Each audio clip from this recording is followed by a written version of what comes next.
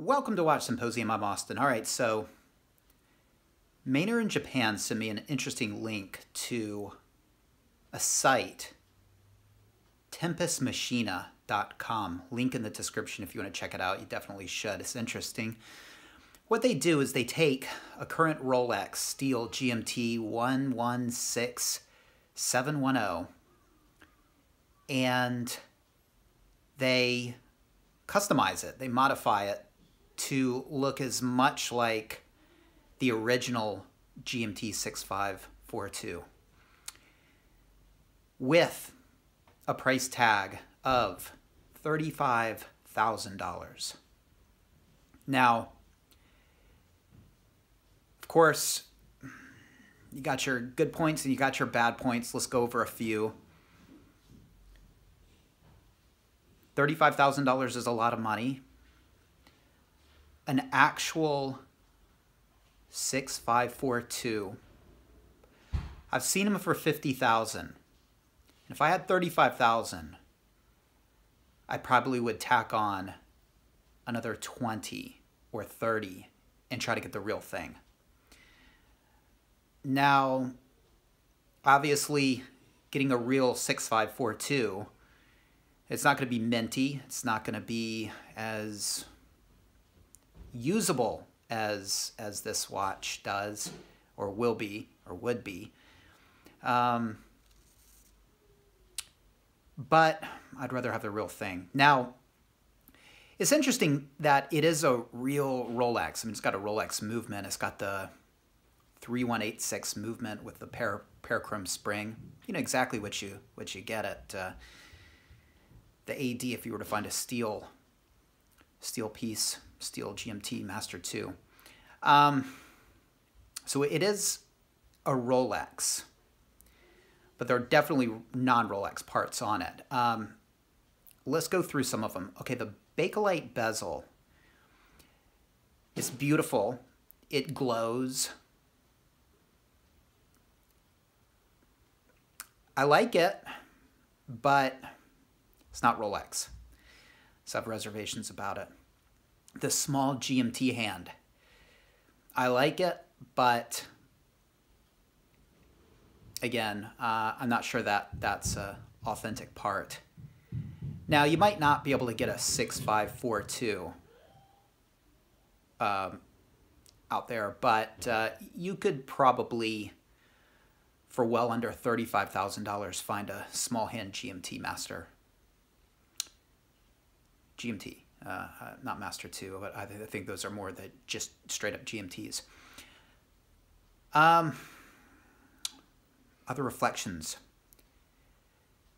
They shave off the crown guards. They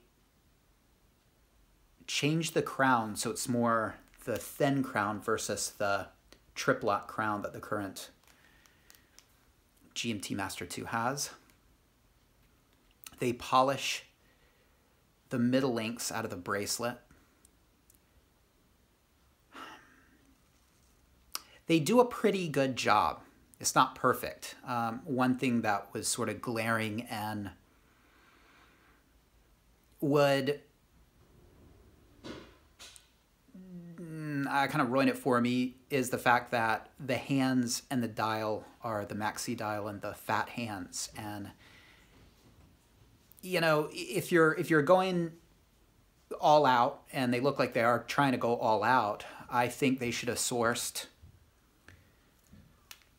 you know, a tritium, or even just a Swiss made with a Luminova dial and hands of this. But you know, maybe that's undoable. Maybe they can't fit these hands and this dial on that watch, so that might just not have been feasible, but it falls short there. I mean, it's interesting that people are doing that. I think you know, if I had all the money in the world, I probably still wouldn't get one. I mean, if I just had more money than I knew what to do with, and I mean, it was just a drop in the bucket to place the $35,000 order, really wouldn't do it. I would head down with my $35,000 and I'd pick up 3 current GMTs, or 3, when I say current, I mean steel bezeled, aluminum bezeled GMTs. I think I'd prefer to wear that, and better investment. I don't think you could resell this. I just, yeah, I can't see who this is for, really. Because if you're a collector and you love that old aesthetic and you have 35,000, I think there's so many better, real honest Rolex, 100% Rolex options out there. Again, it'll hopefully, I assume, appeal to some people, but you're essentially buying a $10,000 new Rolex that has been modified for $25,000 more dollars to look like the old 6542. Yeah, it's interesting. I mean, like I said, I could have all the money in the world and I would just go straight vintage GMT all day long.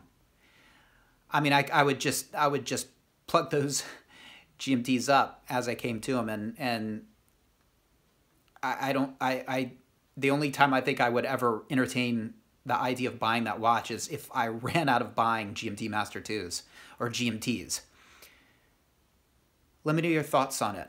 I will end by saying I think, this watch is a $10,000 watch with another $25,000 tacked on it for all the, customization that they've done to it. And if people are actually paying that price, it shows what Rolex could make, how popular a Rolex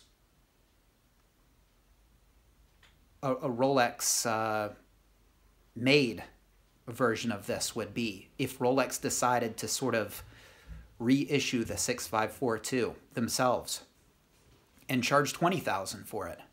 It'd still turn a huge profit. It would be hugely popular.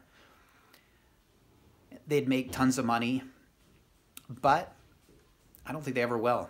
Again, it's not about profit. It's a non-profit entity, and I think that's why you'll never see that. They're making money just with the pieces they have, and it's not like Omega where you have shareholders and backers and people in the board saying, look at Tempest Machina, they're charging $35,000 for this watch. We need to do this. We are Rolex. We need to make these watches. We need to get a piece of that. There's not that monetary incentive because Rolex is a charity, my assumption is. It's kind of interesting.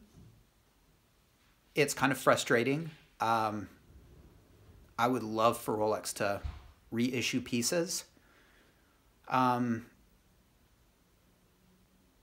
But it's kind of cool that they don't. It's kind of cool that they're sort of above that money grab. They're on to living for the future and not rehashing the past, even if it means costing them $1. So, what do you think? If you were just absolutely minted, would you go for the Tempest Machina GMT? I can't say I would. Give me real, authentic, 100% Rolex GMTs all day long. New, beat up, scuffed, trashed. If it's real Rolex, I love it. If it's, a real Rolex with $25,000 of kind of nonsense, couldn't do it. Let me know what you think. Take care. See you next time.